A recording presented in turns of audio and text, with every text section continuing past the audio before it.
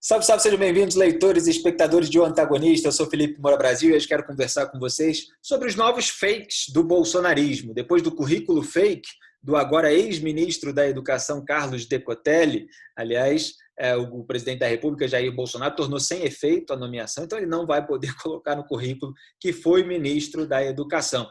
Ele que tinha colocado que era doutor, era pós-doutor, tinha lá doutorado na Argentina, pós-doutorado na Alemanha, e as universidades vieram a público para desmentir. A da Argentina falou que ele não tinha sido aprovado em sua tese. Então, depois desse episódio, vieram novos episódios, porque não é só o conservadorismo fake do bolsonarismo, não é só o liberalismo econômico fake do bolsonarismo, não é só o combate à corrupção fake do bolsonarismo. Tem também, por exemplo, matéria da Folha, publicação usa fotos antigas como sendo de obras do governo Bolsonaro. Aí tem lá esses memes que o pessoal faz, tantos anos do governo anterior, aí bota um monte de caminhão na lama, tudo sujo, tudo errado, aí 18 meses de Bolsonaro, tudo limpinho, lá o asfalto, o trilho todo limpinho. Acontece que as fotos não são do governo Bolsonaro. Então foi isso que foi descoberto, que as fotos atribuídas à gestão atual, verificadas pelo Comprova, foram tiradas antes da posse de Bolsonaro. Mas esse não é o episódio mais emblemático do dia. O mais emblemático é o seguinte, eu vou ler aqui a nota original do antagonista. Jair Bolsonaro lançou hoje um vídeo com o título Alô Presidente, no qual conversa com pessoas identificadas como Dona Maria Eulina e Francisco Valmar. As pessoas não existem, ou no mínimo as fotografias usadas não pertencem a elas. O perfil no Twitter, Bot Gado Detector, mostrou que as fotografias de Maria Eulina e Francisco são stock photos, ou seja, fotos profissionais à venda na internet.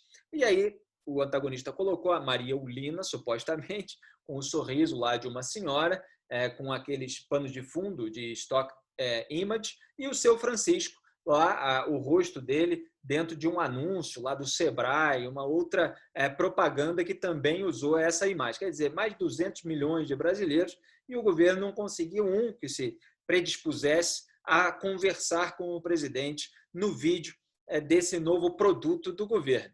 Alô, Presidente, continua o antagonista, era um programa de Hugo Chávez, o ex-ditador da Venezuela, que deixou o seu sucessor Nicolás Maduro, e em 1999, é bom lembrar que em entrevista ao Estadão, o então deputado federal Jair Bolsonaro disse que Chávez era uma esperança para a América Latina e acrescentou, ele não é anticomunista e eu também não sou. Você imagina uma frase dessa dita hoje ou usada hoje, seria considerada uma grande traição, mas foi o próprio Jair Bolsonaro, então a claque permite que ele tenha dito ou que ele fale o que quiser, porque vai defendê-lo de qualquer forma, muitos até lucram com isso, eu estava até tuitando a respeito. Muito bem, aí veio essa notícia, quando saiu ainda existia essa dúvida, se as pessoas realmente existiam, mas tinham outros nomes. Depois veio a confirmação que a mulher da foto da propaganda do Bolsonaro se chama Célia e não Maria. E ela é de São Paulo, não do Ceará, noticiou aqui o painel da Folha. Ela é a Célia Rossim, de 81 anos, moradora de Sertãozinho, a 333 quilômetros de São Paulo. O filho dela parece que tira essas fotos para colocar em bancos de imagem e ganhar com isso.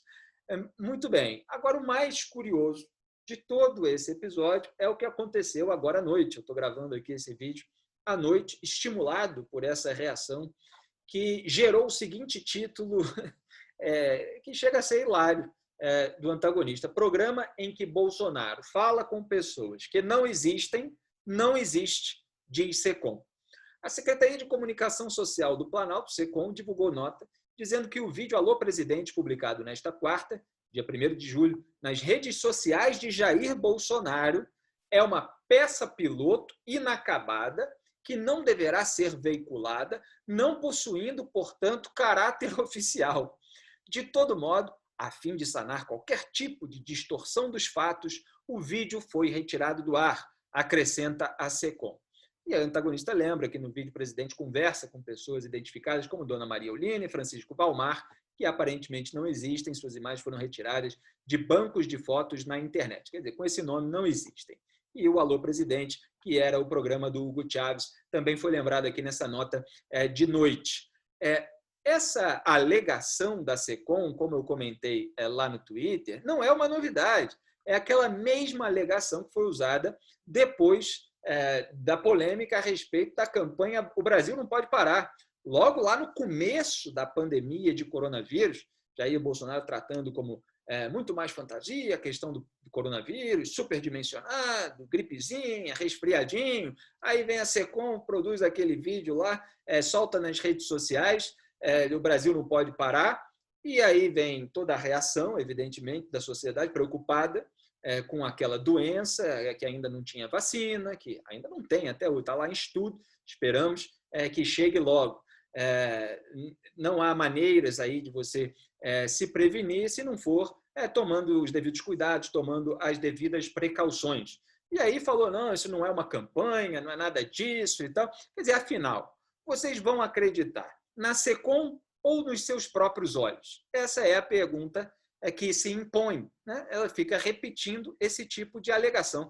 Agora, você imagina que o sonho dessas pessoas talvez seja dar essa mesma alegação aqui que deu a SECOM, por exemplo, sobre o episódio das rachadinhas. Né? Você imagina como é que ficaria?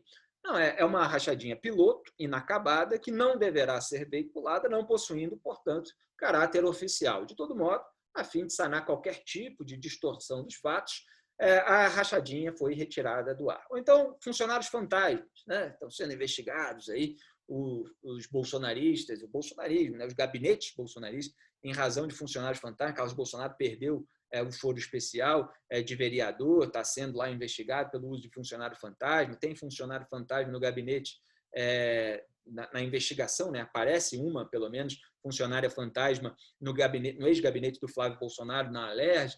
Então, você veja a alegação da SECOM como é que ficaria. Uma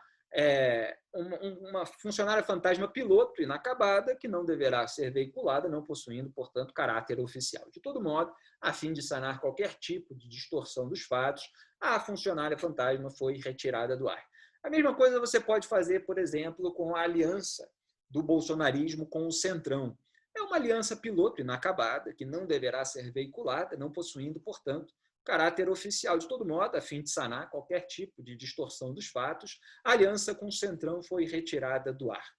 Seria até bom que fosse verdade, né, que ela sumisse a aliança com o Centrão e outras sujeiras mais aí, desse bolsonarismo que deixou a sua maquiagem escorrer e agora está se mostrando por aquilo que é, porque não consegue desfazer aquilo que fez nos verões passados. Né? Então, esse tipo de alegação, que nem sequer se desculpa pelo episódio, está sendo cada vez mais comum no bolsonarismo, que cada vez mais insulta a inteligência das pessoas, dizendo que não existe aquilo que ele próprio veiculou, dizendo que não é uma campanha. Ó, é claro que era uma campanha, é claro que era um produto, porque é um governo, é aqui uma república, e se foi colocado no ar, é porque era para gerar um marketing positivo para o governo.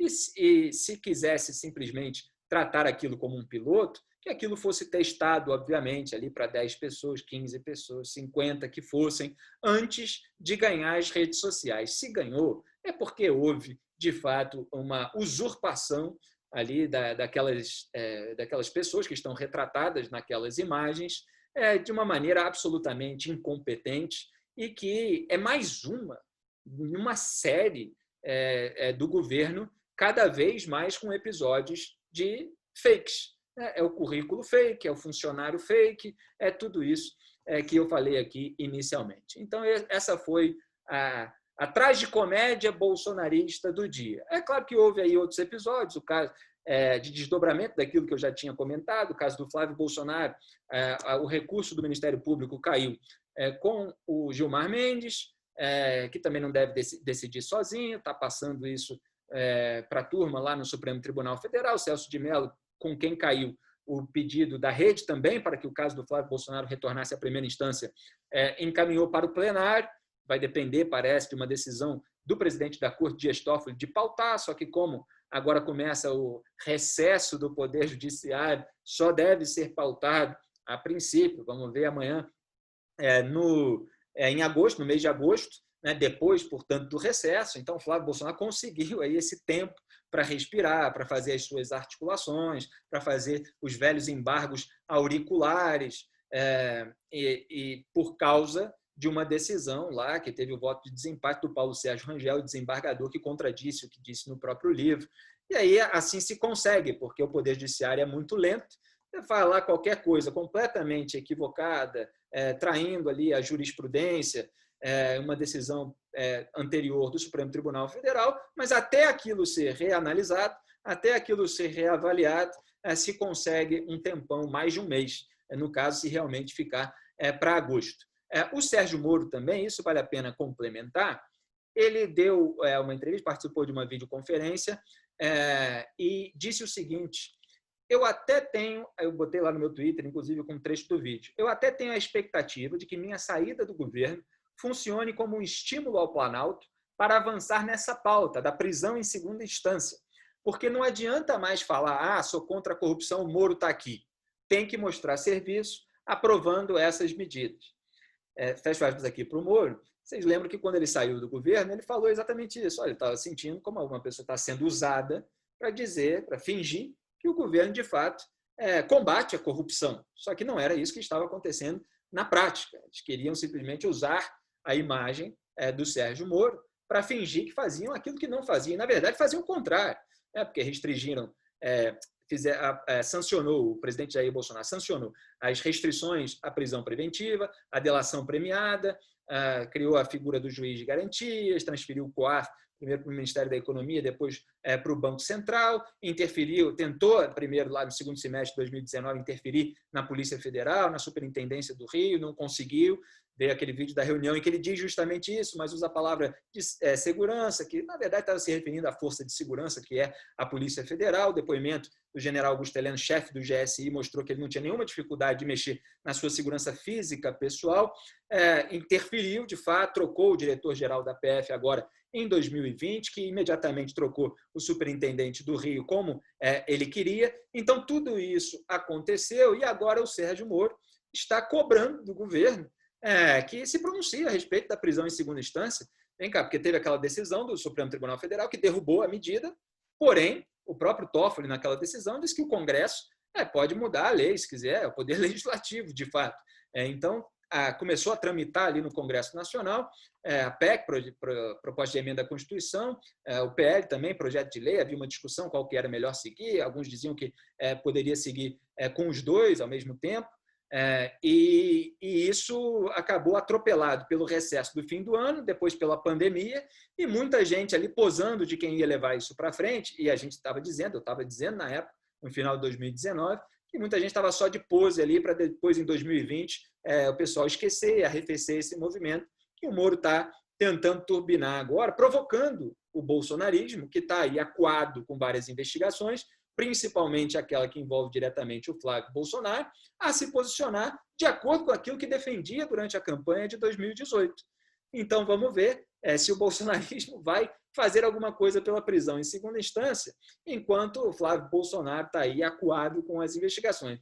E o que eles fazem, até o momento? Ficam caladinhos. O presidente Jair Bolsonaro, depois da prisão do Queiroz, ficou caladinho, evitando polêmica, só buscando ali os acordos de bastidor, com o seu camarada Toffoli, com Davi Alcolumbre e com Rodrigo Maia. O próprio Major Olímpio, senador do PSL, disse lá que ele ri para o Davi Alcolumbre, enquanto manda os cachorros, nas palavras do Major, atacarem o presidente do Senado. E vamos ver como é que vai ficar essa claque, essa militância que cobra tanto o conflito, o combate, enquanto o presidente está aí nesse silêncio, só se amoldando ao velho establishment do qual faz parte. Essa que é a verdade, eu tenho mostrado aqui nos artigos, nos vídeos, e vocês têm acompanhado todo esse trabalho em oantagonista.com e youtube.com/oantagonista. Um grande abraço, até a próxima.